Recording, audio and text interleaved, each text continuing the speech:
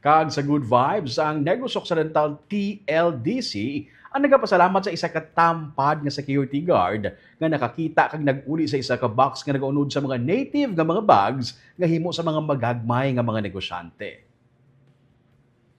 Gisiling ni Liberty Libay Alarcon, ang Division Head sa Technology and Livelihood Development Center, nga Lunes ang gabi, mag-set up sila kung tani para sa trade fair sa Talisay City. Pero wala nila nalauman nga ang isa ka box nga nagaunod sa mga bag nga para ibaligya sa mga trade fair ang nawigit.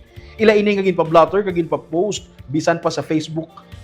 Ang mga bag produkto sa mga micro, small and medium enterprise nga partners ng TLDC.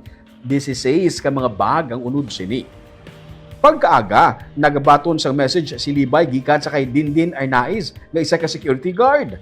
Iya nakitaan ang box kag gilayon nga tigayon ang pag-uli sini.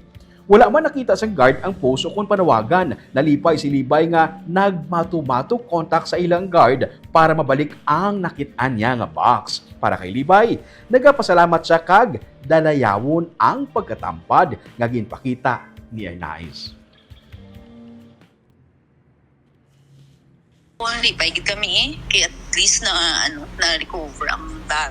Nakita niya digtugid sa tubangan sa ilang office. Diri sa Banago na da nga area. Sa overpass, before overpass, maginable nga nag-anugit siya, nag-effort siya mag-contact pan pala.